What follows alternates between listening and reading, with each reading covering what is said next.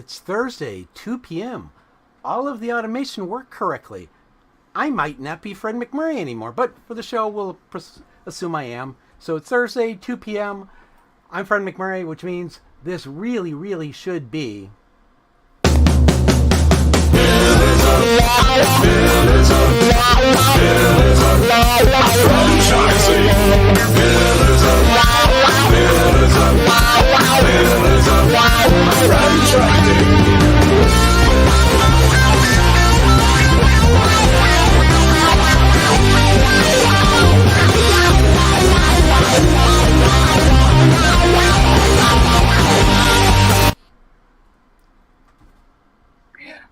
Happy Friday Eve. And oh my gosh, it's the first week of December. Yeah, how'd that happen? Yeah, I'm not really sure. I just know that I missed September and October and November in terms of getting shopping done. Yes, absolutely. Me too. I'm not on top of it. Nope. Missed the boat on those. Yeah, but I am excited about today's show. If you are new here, we are Pillars of Franchising with Kristen Shelmetzi, our fearless leader. I'm Elizabeth Denham, and we have a jam-packed show today. Oh my gosh. I don't think we've had this many guests in quite some time, or this much information to share. So we better get started. Yeah. So what's the word on the street, lady? Oh my gosh. We have so much fun coming up. You know, we have recently been hugely involved with the Titus Center. And we are now going to attend. I get to go down and attend and help out with a roundtable at the franchise boot camp, selling franchises. And I'm super, super excited. We're going down in January, and they have some pretty amazing keynote speakers. There's a packed agenda for 2 days, starting on January 19th and 20th. And all kinds of great people that are going to be down there. We're going to be doing some live reporting from there. And it's going to be a great time. We can't wait to share what we've learned down there. Everything from how to scale your franchise, how to get through barriers in growth in your franchise system, how to use technology to track and optimize the buyer's journey, which I think is really awesome. All kinds of different stuff. There's Kayla Ryan, we met her last time we were down there. She's with Switch Marketing. Michael Mudd, who's the CEO and partner of Brand One Franchise Development. Dan Monahan, I hope I'm saying that, Monaghan, CEO, founder of Clear Summit Group. And we know that we're going to run into some of the Red Boswell action down there from South Eglin. We always see red. Well, and it's exciting. It's going to come on the heels of us going down there next week to do some recording for the Franchise Hot Seat, which is very exciting. And then, you know, with all of this relationship building we've been doing with them, they've invited you to host a roundtable as well. So that's still in the formative planning stages, right? We don't have your topic quite yet. Yeah, we've been shooting ideas back and forth, and I'm super excited because I really want to talk about the why people decide to get out of their corporate jobs, or why, as we're going to talk about here in a few minutes, the second generation of people whose parents own franchises, why they decide to follow that path. So what is it about franchising that continues to draw interest from folks, and what it is that helps us continue to build generational wealth generation after generation? So yeah, I like it. And I think it's a great topic in terms of selling, because when you understand where people are coming from, then you're better able to help them find exactly the right place in the franchising world. Yes, so absolutely. That is exciting news. So if you're interested in the boot camp, it is somebody is playing loud music in my house. Please excuse me. January 19th and 20th. If you register before December 16th, you get a $150 discount. All you have to do is go to tituscenter.com and look for their boot camp. And before we get into the show, if you would like to call in, we do have a lot of great guests today. We've got Serena Close from Shelf Genie, and then we've got 3 second-generation franchisees from Great Clips that Jerry Aker's brought on board to discuss second generation franchising. So if you have questions around these topics or with these guests, you can call us at 323-580-5755. Yes. And with that, we do have to give a shout out to Sam Reges, because that poor gal, Jerry's daughter, was supposed to be with us today, and she is sick as a dog. Yeah, family's going through it. Yeah, thanks to her husband and kids, who they all just love to share. The poor lady is not going to be able to join us today, but we are thinking about you, Sam, and you will be missed. We're sending everybody our way. She helped us gather these great clips, people, she and her dad. So absolutely. And so with that, we are going to be this month, as we mentioned last week, starting the gift that keeps on giving. And with that, we're talking about second generation franchising this month. So we hope that you'll continue to join us again here on Pillars of Franchising. And with that, Jerry. Kristen, how are you? I'm doing great. I feel like I'm always on an airplane lately. I feel like I'm trying to catch up to you. Well, as you can see, I'm doing this from the truck again because, this is my office. I do this quite often. So you and I share the same life, just different modes of transportation. Right. And Serena, I'm so excited to finally meet you. Thank you for having me, Kristen.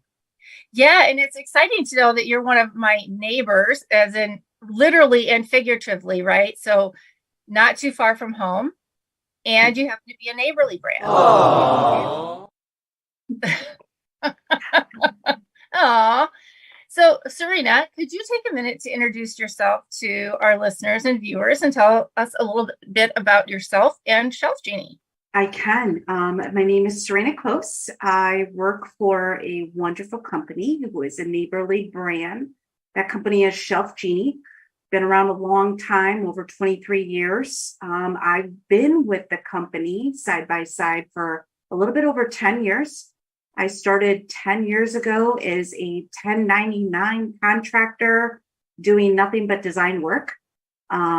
Short period after, I would say about 2015, I then started helping train and recruit and grow my Chicago market. I have a very big, loud mouth. So when I told everybody, hey, here's some things that you guys are missing the boat on, they said, congratulations. Why don't you fix those, Serena? So that's what I did. I did that for the next 3 years. And then I repeated it in a different market, a Maryland market. And then in 2018, I started onboarding all of our Shelf Genie franchise owners. So they've all been onboarded from myself.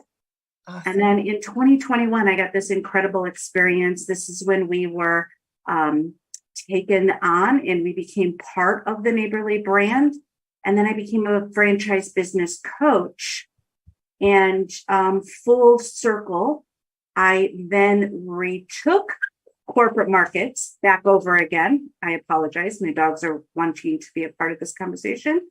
I'm chiming in a bit. And now I'm also doing back right where I started with these additional responsibilities. I'm designing again, awesome. And I'm still training my franchise owners. But I think my favorite part of it all is I get to do exactly what I'm teaching everybody else what to do, as far as marketing goes and recruiting and training. So it's been a big game changer for myself, because I'm walking in their shoes. In theory, sure. Realistically, everything I'm saying, I'm out there doing. So awesome. It helps. I get trust, knowing that I'm not just pointing my little finger and saying, do all of this, and I'm not going to do any of it. Right. I'm doing it side by side with them. So essentially, you're still, you may be being compensated by the franchisor, but you're running a location just as you would if you were a franchisee. Yes, ma'am. I'm running 2 locations. Nice. So you're like a multi-unit franchisee, like Jerry and I, which is great. And tell us, what is your favorite thing about Shelf Genie? Because a lot of people may or may not know about Shelf Genie, because not all markets have your brand yet, right? We're still looking. Yes, agreed. I would say hands down, my favorite thing about Shelf Genie is it's equally in parallel, running with the same, is just as many of the clients that I go and see, they have specific problems in specific scenarios, and every one of them think and function differently. And this is equal to my franchise business owners. Not any of them are either. They're not the same either. They come from different walks of life. They have different strengths. They have different weaknesses.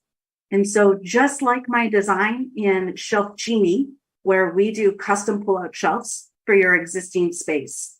So many cannot envision it. So when I say, when you drop your knee on the ground and you go way into the back of your cabinet, we get rid of that problem for you. We put the pull-out in the cabinet so that everything comes out to you. So it's access and less frustration is everything we focus on. But we go as designers to the home. Oh, I'm so sorry, Kristen. No, once you have those, you never want to give them up. That's right. It's those pots and pans cupboards that you love because they hold so much stuff. But then when you go in there and there's stuff that you haven't used for years, and the reason you haven't used it is because you can't get to it, right? That's right. Pots and I'll tell you, Tupperware. Yeah. Once you get those things, those pullouts and so on, you can't live without them. You when you're somewhere else in somebody else's kitchen and they're not there, you are frustrated to no end. So you have such a great product and it fills such a great place in our homes. It's phenomenal. Thank you, Gary. Now, Serena, these are not systems just for the kitchen though, right? I think I was talking with Scott, and you can use these in other areas of your home as well. You can use them in your pantry. You can use them in your bathroom. I love to highlight it's the same heavy duty rail that fully extends that's in this bright red shiny toolbox that men and women love to keep their tools in the garage. So as long as there is a space, we can put these pull-out shelves. Nice. Now, Serena, I want to get into the business side of it for a minute, okay? Because sure. This show is primarily for franchisees and people considering being a franchisee. Now, you were one of those companies that became part of the Neighborly Group, and many franchisees or prospective franchisees worry because that happens a lot in the world today, right? Mm-hmm. So talk to us a little bit about your experience of becoming a part of Neighborly, and I don't mean to put you on the spot, but hopefully some positive things that came out of that for you as well as franchisees. Yeah, wonderful things came from it. I will tell you this, the fact that we get so many other neighbors that now we have feedback. We have this, you have clients, I have clients. Hey, let's share these clients and help keep our marketing costs down. That right there alone is a game changer. To have people that you can rely on to do home shows and events, game changer. And I think Chef Genie has always stood out in the fact where it's custom. Not only our product, but our model is custom as well, where every person that's looking to buy a franchise is doing it for their own reason. And they all come in with a different why. And that why could be, I'm just tired of corporate life. I want to do my own thing. I want to be the hustler and the owner and own all of the positives that are coming my way because I put in so much hard work and efforts. I want to be the one that gets everything from that instead of my corporate boss, right? And I think in the Chef Genie world, we have so many different walks of life as a system, as a whole. We are a big power team because there is such a vast variety of talents that we have in our system. That by itself is game changing. And can you tell us how that works? Obviously, you have territories. So if somebody were looking, we briefly talked about it, like the metropolitan Chicago type area, right? And these are huge metropolitan areas. How do you work your territories and what kinds of costs should somebody be thinking about if they were looking to open a Chef Genie? That's a really good question. And it would depend on what area you're looking in. If somebody has been there before or not. Are you looking to purchase 2 territories? Are you looking to purchase 4 territories? There, of course, is this great application process where just because you have money doesn't mean that you automatically get gifted a franchise. We have to like you just as well as make a good fit. We have to be good business partners. And it's an investment. And it's an investment that we sell from the beginning, that it's a hands-on investment. We never will encourage anybody to work in the business, right? We always want them to work on the business so that they can do what they're supposed to be doing for their business and bringing more appointments and more customers and more leads. But in in everything I said, I think the biggest reason is their why. And that's what we really pound down to. Is it a right fit because you have the right why? We're not money driven by course, but everybody has bills to pay.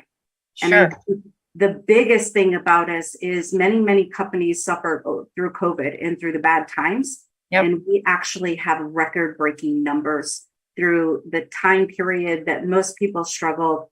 Our folks were looking in their homes and they were forced. These people that never cooked before, they're cooking today. That's right.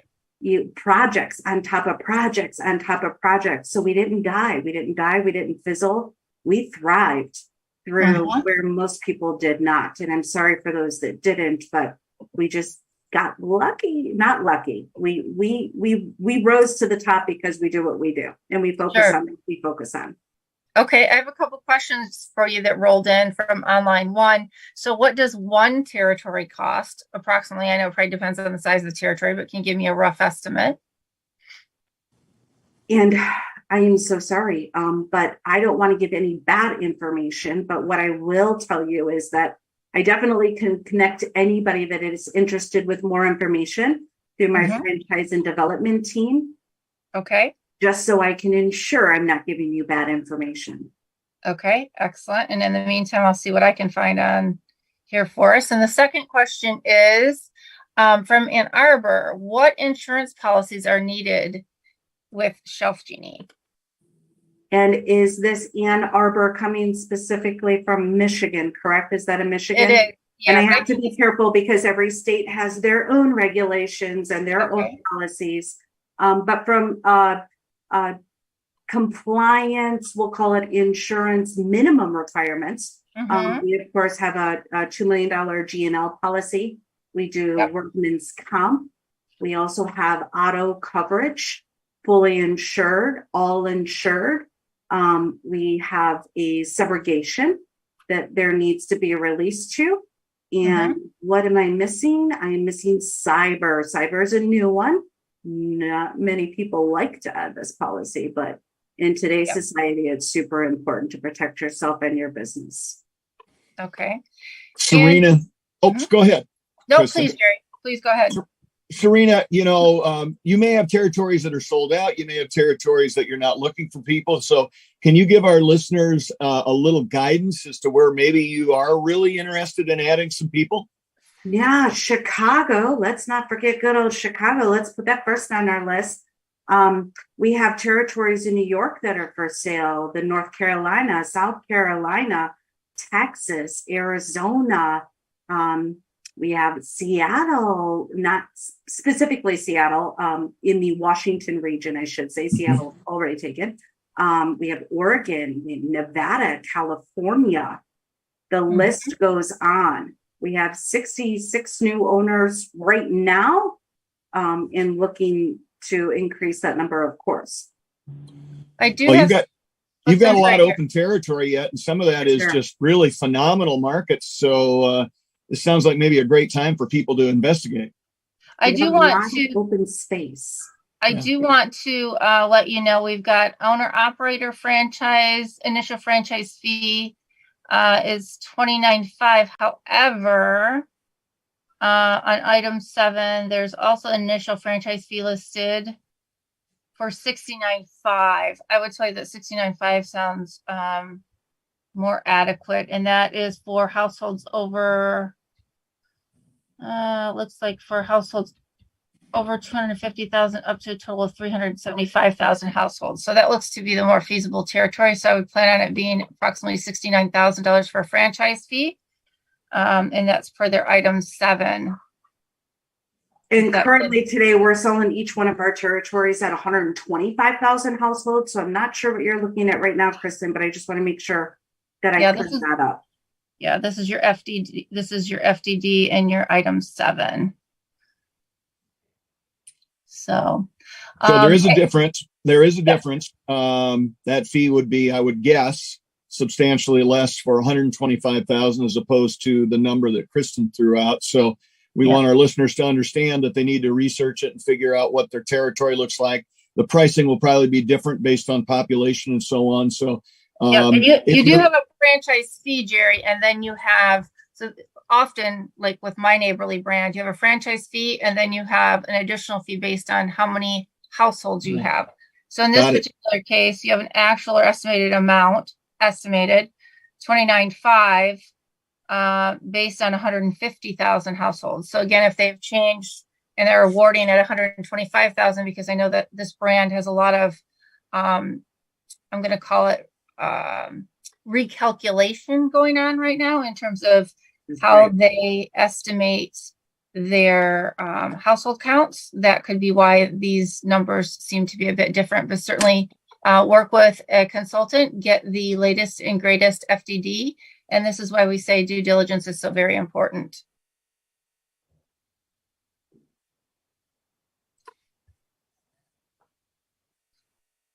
So I can tell you this. I love what I'm hearing, Serena, about, I mean, first off, you're a part of Neighborly, and that's such a solid brand. If I knew nothing about your brand, I would feel comfortable with it. Now that I know something about your brand, again, it expands on that. Lots of territories out there. The pricing seems very realistic. Definitely, those are things that are continuing to grow in people wanting them and trying to use them in their not just their homes, but their businesses as well. Yeah. So I would tell you, if there's somebody out there thinking about something like this, I would say, talk to Shelf Genie and see if it's a fit for you, because it sounds amazing. Yeah. And the continued service that you get from people like you, Serena, out there in the field doing the job, those are things that you can't measure, right? And often the first few years that people really need help, having somebody that's walking the talk every single day, again, you can't place a dollar value to that. Agree.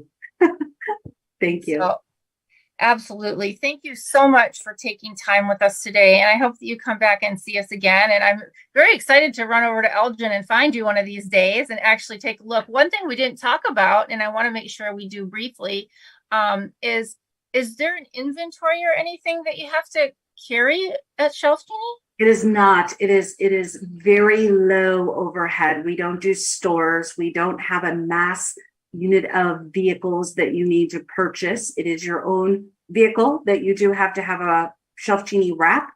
We work from our homes, and we don't have any product until we build it. It is our designers that are out there designing it with the client in their home, in the problem space, at their kitchen table. It is not a one-size-fits-all product. That is where we shine. It's specifically built and designed to your needs, your function, and your cabinets or your space. And then we build it, and then it is shipped, and then it's installed. Awesome. I need to get me some Shelf Genie.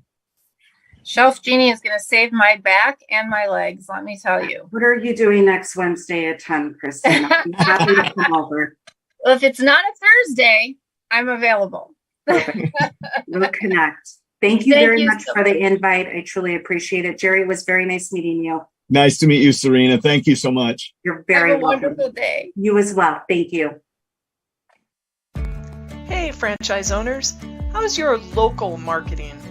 Do you feel like you could use some help keeping up with your social media posts and comments and reviews?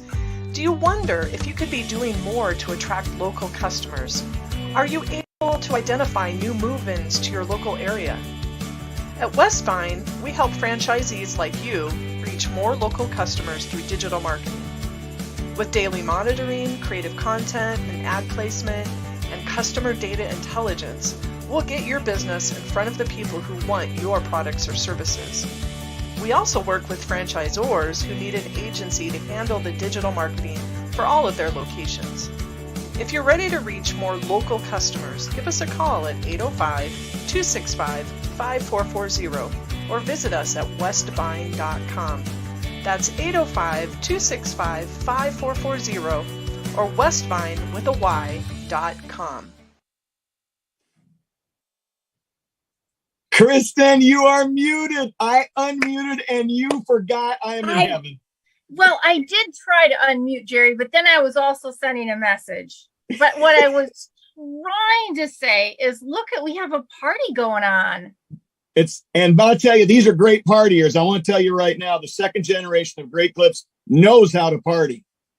I bet. I secretly want to be like a +1 at your next convention because I want to hang out with the younger people and see like what really goes on. Would you guys allow me to do that? Of course. Oh, Betsy's on mute. Dang it, Betsy. Absolutely, Kristen. Now, as I shared earlier, Kristen, I'm really good friends with Betsy and her husband. And if Betsy's husband saw this, he'd have been excited that she was on mute. I just want to tell you. Well, I think he's right. Yeah. Well, listen, so I'm so excited because, normally Jerry's daughter, Sam, has been on a couple times when we talk about second generation. And obviously we mentioned that this is about the gift that keeps on giving. And really, when we talk to clients about why they want to go into business for themselves, why they're looking at franchising, one of the second or third questions I ask is, well, what do you do when you want to get out? What do you what's your exit strategy? And it's usually, well, I either want to sell or I want to pass it down to my kids. So I'm really curious, all three of you now, we have Betsy, and can you tell us where you're at, Betsy? Everybody on mute. Okay. I am in a north suburb of Atlanta in Canton, Georgia. Okay, excellent. And Trey? I am in Charlotte, North Carolina, just south of there. Okay, and Alex? Cleveland, Ohio. Awesome. So let's start with you, Betsy, because it's ladies first. Tell me, just briefly, tell our listeners how you got involved in your parents' business, how long you've been in, and how many locations you have. Okay, so we are in Atlanta. We have 13 locations. At the most we've had at one time was 18. Unfortunately, after COVID, we did have 15 prior to COVID, and then we closed 2 locations. So now we have 13.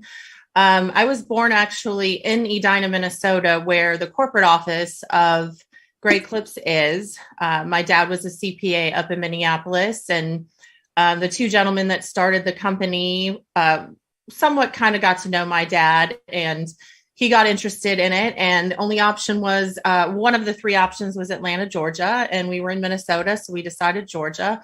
I've grown up in the business.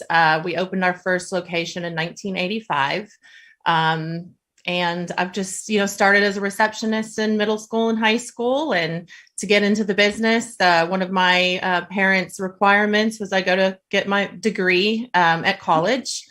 And I just kind of worked my way up. My mom passed away 13 years ago, and I became my dad's partner. So that's my story. Awesome. And do you regret it? Is there anything about that you regret? Depends on the day. Okay. Yeah. That's honest. No, it's actually, I've been very happy. I've been very blessed because I do have 2 children. And I was able to be like the team mom and the room mom and go on field trips. So there's definitely pros, but there's also cons. My phone rings all the time, Sure. doesn't matter what the day, doesn't matter what the time, I'm on call. So, but there's pros and cons to everything. Okay. Awesome. Alex, let's go to you. How about you? Yeah. So, I got involved back in 2014.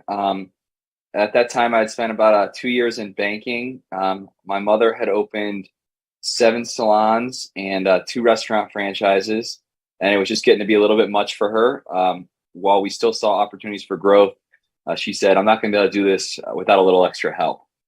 So at that time, my dad and I got involved in the business. He had always had somewhat of a role, but never as a day-to-day basis.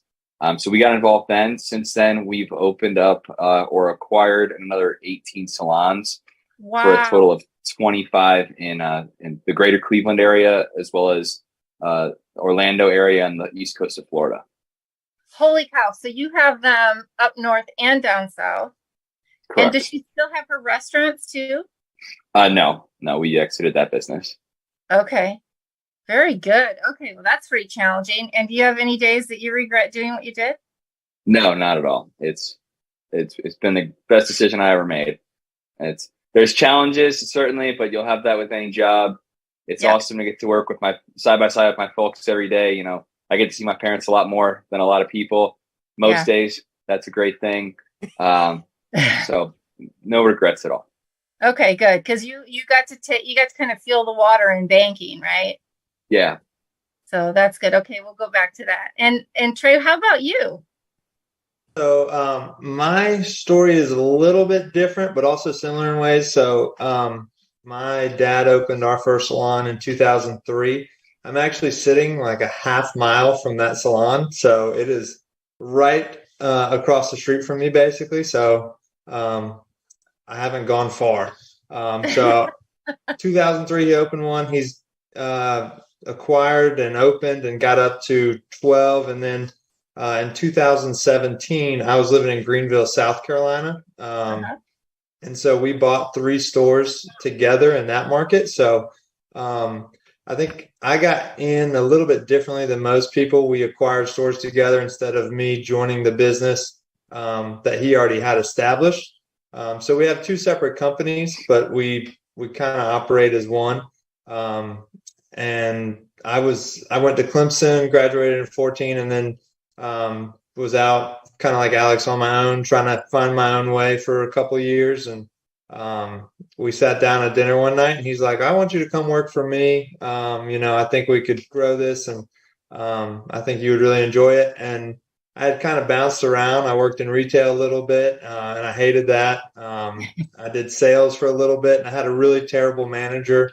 So I didn't quit my job. I quit my manager. Yes. And went to work with my dad. And there's been some tough days, no doubt. I wouldn't say there's been days that I regretted it, but there's definitely been some really challenging days, especially the last 3 years. A lot of late nights, a lot of tough decisions. We had to close 1 store as well. We've got another potential COVID casualty that we're hoping we can get reopened soon, but I don't regret the decision to get involved with the business. It's awesome getting to spend a lot of time with my dad and getting to work alongside him and see what he's invested 20 years of his life into. Yeah, that's awesome. Now, I've got an interesting spin on this that I want to bring out right now again, because remember, I know all the players in this situation right now. Betsy's in a unique position because she was involved from when she was very young, and she, with her mother passing, that probably helped accelerate some of the involvement and so on. But these other 2, they fall right into kind of my part of the world because I talked to their dads about them becoming part of Great Clips, because the first generation has as many, if not more, concerns about bringing their children in sometimes than the second generation does about coming in.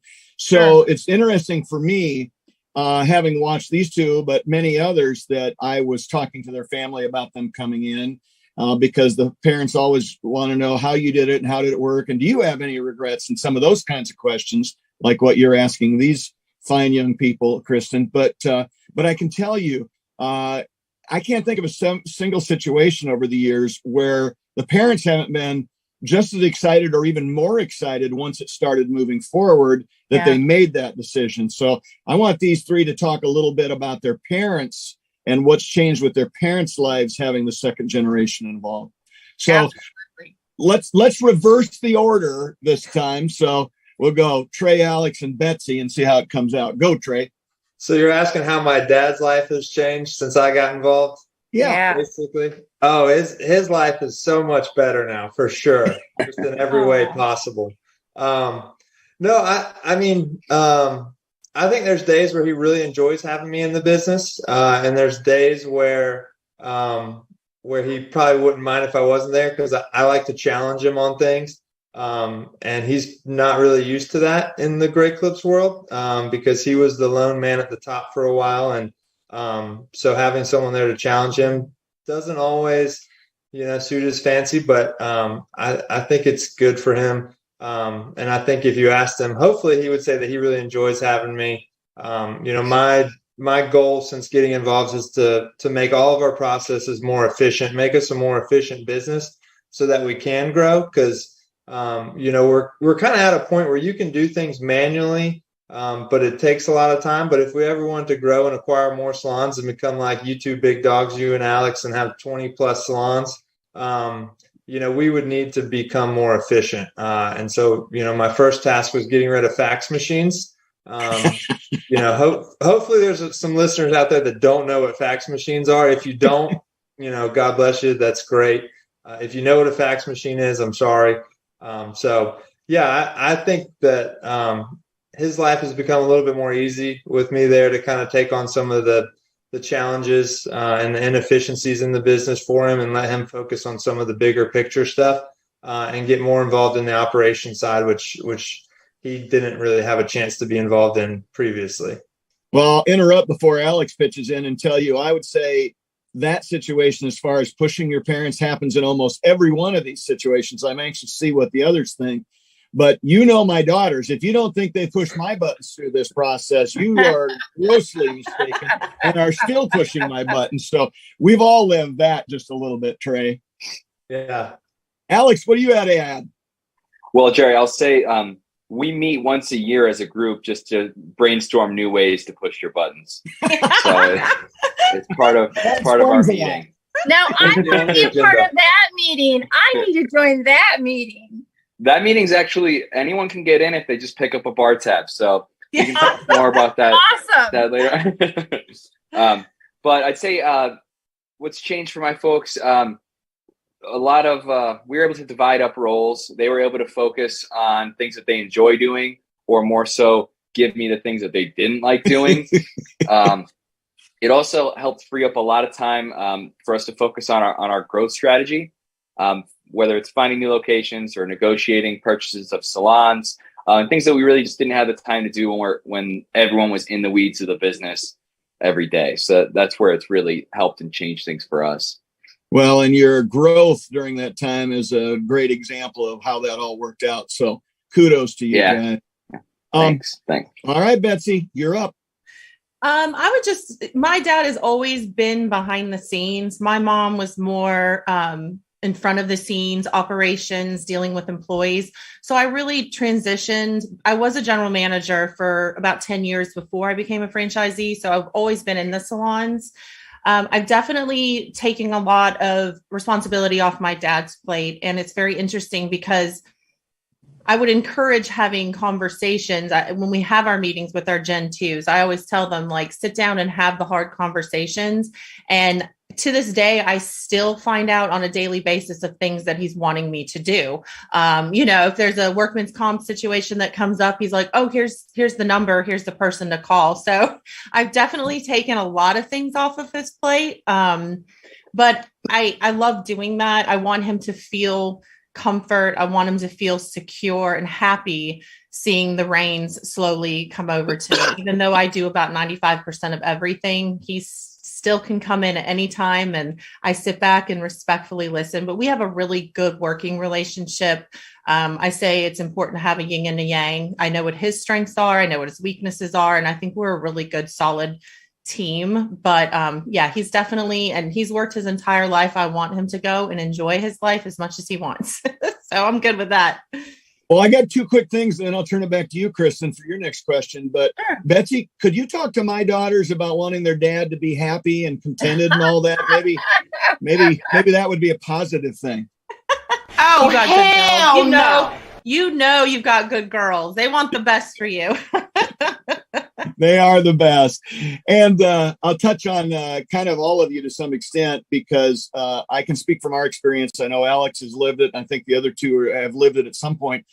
Growth and kind of solidarity becomes much easier when you bring in the second generation. And yes, as Trey mentioned, there may be days that are not a lot of fun between parents, and I guarantee you there are days when kids think maybe they should have made a different decision. Parents think the same thing. But on all, when you look at the big picture, I think everybody's on board that this is the best thing for the organization moving forward.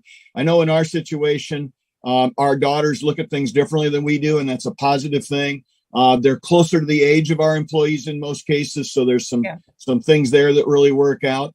And Kristen, you touched on it early on. We love the fact that we created not only generational wealth and a chance for our kids and perhaps our grandkids to move forward with what we started way back in the day, but that also they've grown and spread their wings. And these three are an example. They talked about the once a year party learning experience they have together.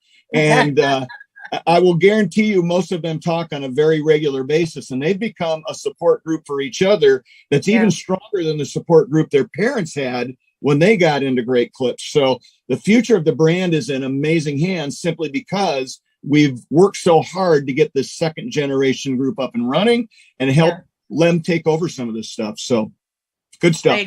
I agree completely, Jerry. Absolutely. Yeah, that if I could just say one thing on that, when I got involved in the business, I would go to these, meetings with other franchisees, and I'd show up, and my dad, he's really shy at home and doesn't do much, doesn't talk to a whole lot of people, but we get to these Great Clips events and he's going around giving hugs to everyone he sees. I'm like, who is this guy? And now that I'm 5 years into the business, I now have my own friends that I've made through this next gen group. So we're extremely blessed at Great Clips to have, Sam's kind of our fearless leader, kind of connecting us all and planning our event. It's an event, a learning retreat, not so much a party. We do have fun, but that was the single best thing that I've done is going on that trip to get to know people. And now I have people that I can reach out to with questions about anything that's going on. So we're extremely blessed to have other people in our shoes that we can reach out to. Yeah, well, I certainly wonder where Sam gets that trait.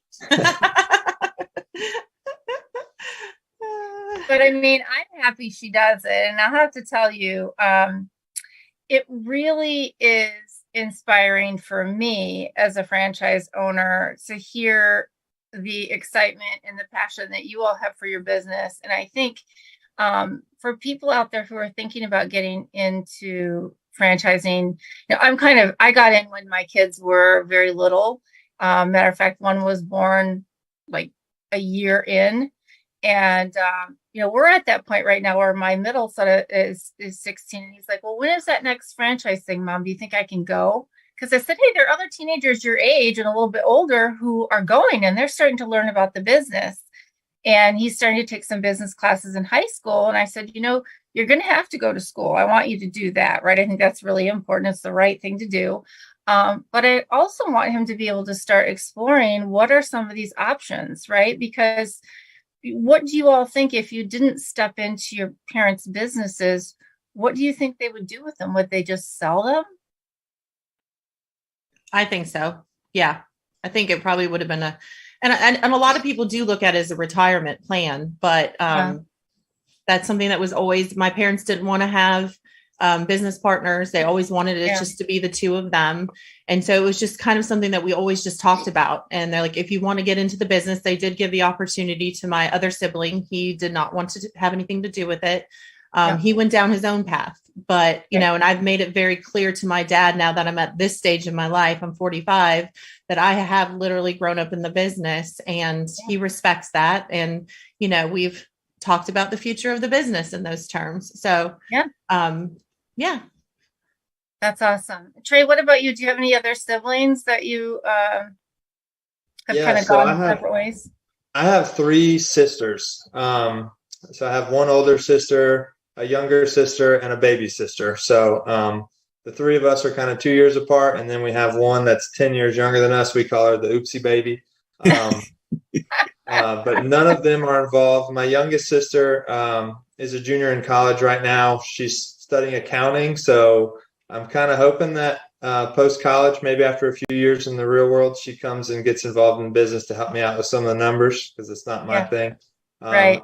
The other two are not involved at all. So had I not gotten involved, I think my dad would probably be somewhere around the point of looking to get out of the business. He's well past retirement age at this point. So if I wasn't involved, he would probably try to hang on for another couple of years to see if my youngest sister wanted to get involved. But what else can you do with it? You either close the doors or you sell it. So, one of those options is a lot better than the other. Sure. And how about you, Alex? I do have a younger brother. He's just a couple years younger than me. He was never interested in joining the business, started his own career and has done that the whole time, despite my best efforts of trying to get him to join. Yeah. Had I not got involved in the business, we probably wouldn't have grown the way we did. I don't know that my parents would have seen the need to grow, or wanted to exert themselves that much to manage that many salons. Who knows? But I do know that this was something we talked about, years before I joined, and was pretty much the plan at some point to have me join. And I was interested in it from a pretty young age. But this has provided a really good, lucrative lifestyle for you, has it not? Yeah. I sit here in Las Vegas on the call with you, so I guess it's not too bad. yeah, that's great. I mean, because really, I mean, there's a couple things that I'm sure our listeners are thinking is, what's a good time for me to get started if I have kids, to like begin that whole process of thinking, are my kids going to want it? And then if my kids do, how do I get them interested? Like, there's this whole process. And I look at mine right now as teenagers and go, okay, well, one, no, she's off doing her own thing, right? The second one is most personable, probably the one most likely. And the third, there's not a chance he's got the patience or the interest to do it, right? So a 1 for 3. And even with that, you don't really know, right? And so it always makes me interested to find out, what do you think it is about you that made you choose the business? And it's got to be, I mean, Trey, for you, it's been lucrative, right? You have a good work-life balance, Betsy says. Mm-hmm. Yeah, it has been great. It's been challenging. The last 3 years, it wasn't a great work-life balance. Right. And that's the majority of, I've been in for 5 years. So those 3 years were pretty brutal, but yeah, outside of that, it's a great opportunity. And I would say if someone's out there wondering when their kids should start getting involved, it's never too early. I mean, I got dropped off at baseball practice when I was 10 years old, and I'd get picked up and we'd go to the salon right over here, and I'd put stickers on the mirrors. I'd screw in cabinet knobs and sweep hair. Like Betsy said, she was a receptionist. And so me and my sisters did that. And then all through middle school, high school, and college, I was doing some bookkeeping work and, keeping track of vacation hours or, Awesome. doing daily reports or whatever I could to support the business. And so I was familiar. So when I got involved, it was just kind of like, oh, okay, yeah, I'm doing some of the things that I used to do. And now I see the bigger picture as to what I was actually doing. Whereas before it just kind of seemed like busy work. So yeah, it's never too early. Get your kids involved and if they seem to enjoy it, just kind of follow it down that road and see where it leads. And I'm sorry.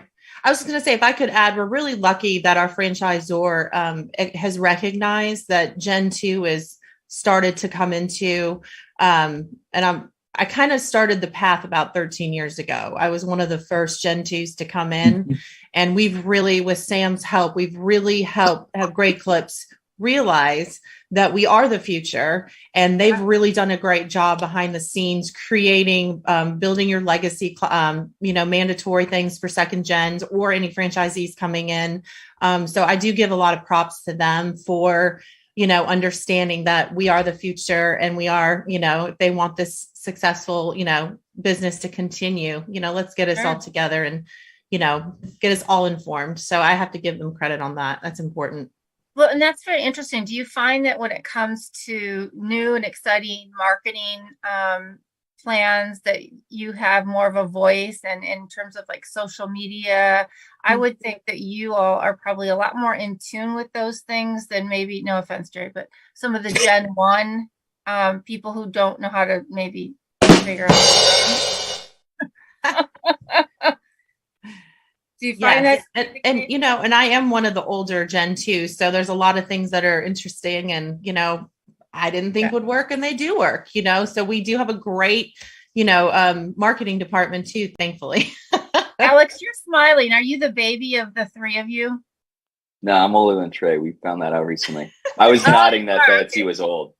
Okay.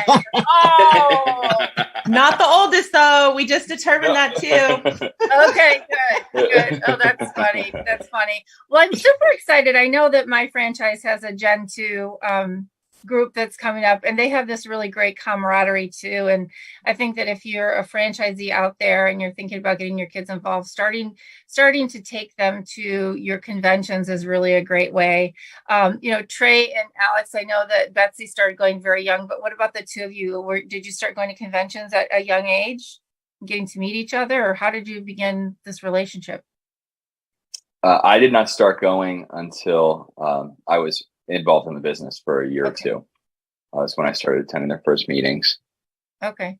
Yeah, and I was the same way. So once we acquired the 3 stores together, then I started going, and even then I was working full time at the time. And so my first year I didn't get to do a whole lot. Started going my second year. COVID happened, and we didn't really have a whole lot of in-person stuff. And so really the last 2 years is when I've started to make connections with other second gen people and make friends. And so. Well, and I'll point out something really quick. I'll kind of tag team on Betsy. These 3 and their peers are the future of Great Clips, because it's really easy, and some of it's going on right now. We all know, as in any business, but in franchising in particular, post-COVID and staffing issues have caused a lot of businesses to sell out or close. People just get the point they don't want to deal with it anymore. So kudos to any franchisee that's made the decision to help bring their second generation in, because that's the stable, solid part of, in this case, Great Clips moving forward, because, you know, there's only so much consolidation that can go on. In particular, Great Clips only wants somebody to get so big, and then that's it. They don't want them to monopolize. So we need a lot of really good, solid performers that are in that, 7 to 30 or 40 unit range, something like that are going to be around a long time. Again, these are younger people than certainly me. My kids can't wait for me to ride off into the sunset and let them do even more than they are right now. So this is the future. And I give these 3 kudos for, being strong enough to, let's face it, deal with their parents and in some cases, issues with parents giving things over to them. In many cases, trying to take it back sometimes because they're doing it different, not badly, just different. And I know these parents of these 3 in particular, and they're rock solid performers with Great Clips. These 3 are going to take their units to an even higher level than their parents did. And that seriously is the future. So this is great. And I couldn't be happier that Sam invited these 3 on. It kind of made my day. Oh, yeah. Yeah. So I'm going to start with Alex. I'll go to Betsy and Trey. I want to know what kind of advice you have for young people out there whose parents own a franchise in terms of getting started, getting interested, or jumping into the franchise business. I guess I would say is the best thing you do is just talk to your parents, learn about the business from the moment you start getting interest, start finding out what things are going well, what things are struggling in the business, and just have conversations, bounce ideas off one another. That was kind of where I started with my father. We'd drive to work together, and he would sit here and just pick my brain on how to handle situations that are going on in the salons. And that really, it helps you know what you're getting yourself into and if it is something you'll be interested in. So I think that's a great place to start. Thank you. Betsy? I think a lot of us have in the past, and some currently, new second gens coming in, we kind of fight with this whole silver spoon mentality that can easily be given to us. And I think that was something that was very concerning for me. I was a franchisee, 13 years ago, but I did not change the bottom of my email to franchisee. I kept it as general manager until I felt like I really earned it. And that is going in from day one, even when I was a teenager, and doing the jobs that you don't want to do, cleaning the toilets, cleaning the baseboards, doing the grunt work. And that's how you're going to earn the respect from not only the employees, but the managers. And they see that you're not in it as a, silver spooner. You're actually in it for the long haul, and creating that culture, asking the questions, having the hard conversations with your parents, and sitting down and saying, where do you see yourself? How are we going to transition this? And knowing that you guys have strengths and weaknesses, and it's okay to have the weaknesses, and lean on other people to learn, about those weaknesses that you may have. And nobody's expecting you to know it all. You just have to be available and open to, to learn. That would be my advice. Very good. And Trey, how about you? Yeah, those are 2 great pieces of advice. Kind of like what Alex was saying, just start having conversations as soon as you think you might be interested. The way it went for me was anytime me and my dad would be together, we're big Clemson fans, so we'd be riding to games, and he'd come down and go to dinner while I was at college, and I would just ask questions. How's business? What do you do with X, Y, and Z? I'd go with him when I was home to, meet with employees. I just would kind of be a shadow for a while. And you don't have to have everything figured out when you get involved. Start asking what you can do to help, just to get your feet wet without fully committing. What reports do you need help with? Find your strengths and ask, how you can use your strengths to help the business, even if it's just on a part-time role. And then just kind of keep going. If you're enjoying it, just keep taking on more and more. That's kind of what I did. And then, to Betsy's point, yeah, you just got to kind of start from the bottom and not be afraid to do the jobs no one wants to do. So anytime I would go into a salon, I would go straight to the bathrooms and start cleaning.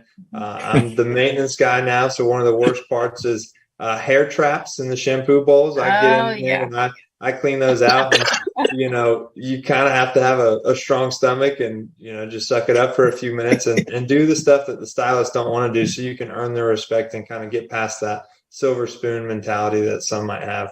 But yeah, just get involved, start doing things and asking questions, and just learn as you go.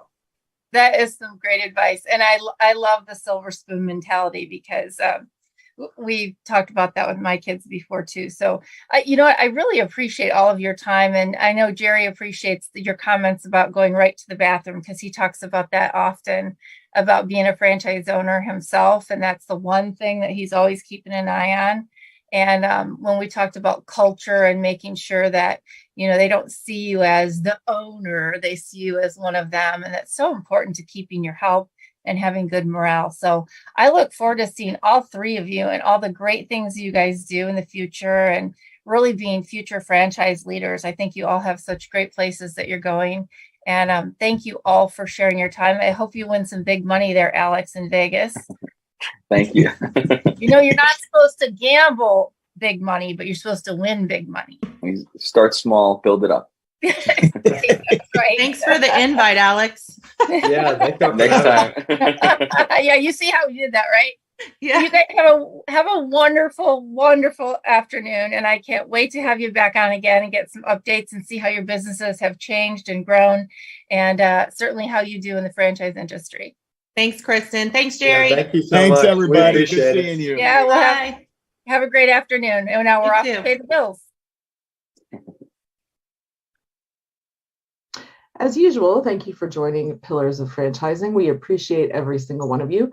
We want to give a shout out to our sponsors, the Titus Center for Franchising at Palm Beach Atlantic University. You can find them on the college's website.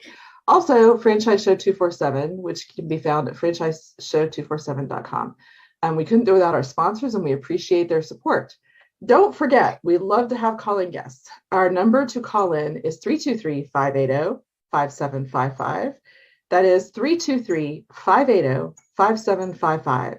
If you have questions for our guests or for any of our $1 Million mentors, we welcome you to call in at any time on the show. We will do our very best to answer your calls. Stay tuned. More coming up. Hi, Ray. You ready for week 2 of, I should say the next week of Pillar to Pillar with Ray? I am. I just hope you're not going to do something that's going to make me stumble. You are such a what's the word I'm looking for? I don't know. I better not say anything. yeah, that too. It's all done. So I've been listening to you folks for years and years and years, and so as I approach this segment, I look at this as this is me, what I would be asking you as I go off and attempt to buy a franchise. And so from my point of view, I don't want to go through what you did for 19 years. By 10, I want to be handing it off to, I don't know, somebody else or group or anyways. So if I'm going to buy an existing franchise, there's the question I guess I'm looking at is to answer today is when I go to look at them is, I guess my first thing is when I go to look at an existing franchise to buy, what are the important factors that I should look at? What are the, I don't know, Kristen might call them KPIs, but and I know culture is an important one, and that's a whole nother question later down the road. But what are the KPIs? What's the important factors to look at when I review potential purchases? Well, the elephant in the room is why? Why is it for sale? Is it a fire sale? Or is it there's something hidden that you don't know about? I would certainly ask that question and try to analyze the answer you get. I think one of the things that you got to remember, if the person is selling it and they've thought about selling it for a while, they've cleaned the books up. Okay, so there's no you're going to see ideal numbers if the person selling it is doing their homework. So you really can't count too much on those numbers. And then if the numbers aren't, I'm going to use the word cooked, but obviously it might not be that, it might be something else. If the numbers look okay, how can you improve on those? I think you've got to get that in your head before you actually make an offer. In other words, take a look at and see what's wrong. Of course, you don't tell the person you're buying it from, but you look at the culture, you look at if there's employees, you look at the employees, you look at the equipment if there's any, and you say to yourself, how can I improve on what's here? In other words, you don't want to buy something and then just run with it. You've got to look at it from a standpoint, okay, if it's doing $1 million, how can I be doing 2 million in 2 or 3 years? What needs to improve? Okay, so I like that. And as a follow-up then question is, so let's answer one of the, so I know we gotta keep the segment short, but so you hit a couple of things in there that I really thought were great. Cooking the books. One of my questions is, and I don't know, maybe we bring in one of our past guests as a brief person from the accounting for me to say, how do I look for cookbooks? Cooked books. Please, people, don't send me in cookbooks. And all those things. But I guess, so I know when Jerry Akers bought their Great Clips, he always said that he didn't want to learn how to cut hair, which is you're working in the business or working on the business. Mm-hmm. He wanted to diversify for income. So how does that play when you say, because I agree with you, if I, in a lot of ways, my head would be, I want to go in and make a difference and make it improve. But if I'm looking for income diversification, I guess how much improvement, you said 2 years, can I make it 1.5? Right. How does that play into your example? Well, you got to start thinking about it. Think with the end in mind. Start with the end in mind. In other words, okay, you look at the guy's books. You figure. Oh, okay. So a year and a half ago, all of a sudden the numbers dramatically improved.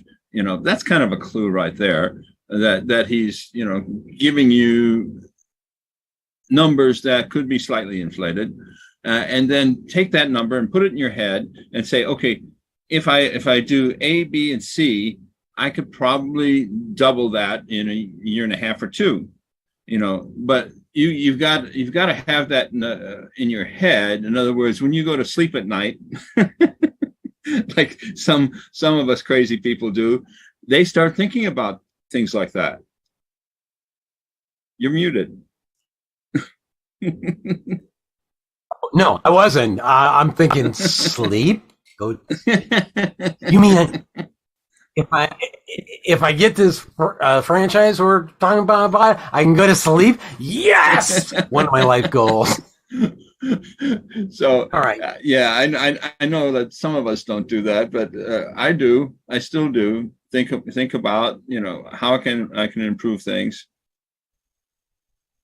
So what you're saying here is in this segment of one of the KPIs, one of the factors to include is what's the room for it to grow to where I want it to based on the involvement I want to put into it. You can't put numbers on that because it depends on the business. I mean, if you're buying an existing $3 million business, obviously those numbers are going to be different than one that's making $200,000 a year. Okay, I get it. Any other final topics on KPIs or factors to review before buying a franchise? Existing. I'm sure we can get somebody on that can qualify some of the things I'm saying, but probably. We probably need to have someone take. Oh, I know what I want to say. I want to say, see if you can find a similar business that is about the same income range, okay? And compare those KPIs with your KPIs.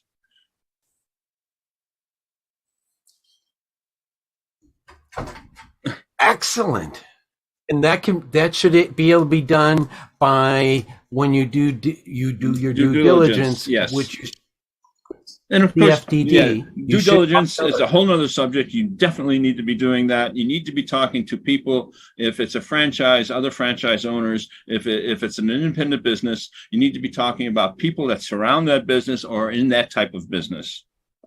All right. And and that's a topic we're going to hit to later. But I just wanted to say that even buying a franchise, you still got to talk to other franchisees via the FDD. Absolutely. They can tell you what you're in for. And that was your point. Yep. All right. See you next week, folks, on another episode of Pillar with Ray. Choose the right opportunity.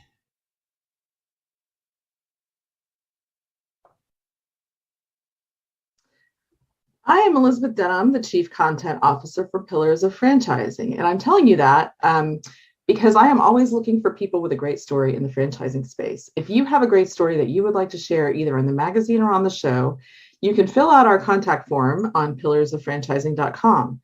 Also, while you're there, be sure to subscribe to the magazine. You can choose all of the services that you might be interested in if you're looking to buy a franchise, sell a franchise, become a franchise. If you need mentorship, and if you need to get the word out about your business, we have a lot of variety of sponsorships for you. So be sure to visit our website, like, subscribe, and share this show.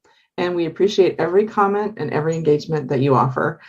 So be sure to visit our website at pillarsoffranchising.com.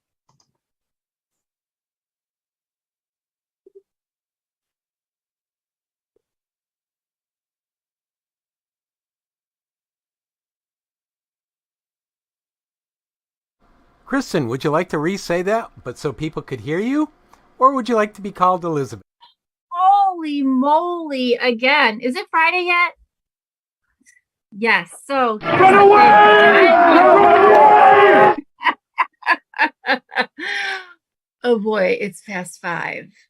We want to thank you all for joining us on Pillars of Franchising today, and especially our special guest, Serena Close with Shelf Genie, and a huge thank you to our group of Great Clip second generation, Betsy Mishumina. I know I slaughtered that, Betsy. I'm so sorry. And to Alex Harris and Trey Bullard. Please be sure to like, share, and comment on this episode. Thank you to Ray Pillar and Jerry Akers, our $1 Million mentors, and to Fred McMurray and Elizabeth Denham, our producers. I am Kristen Schell, that's C, and together we are your resource for franchising success. And please remember, this has been Pillars of Franchising, and the dream starts here.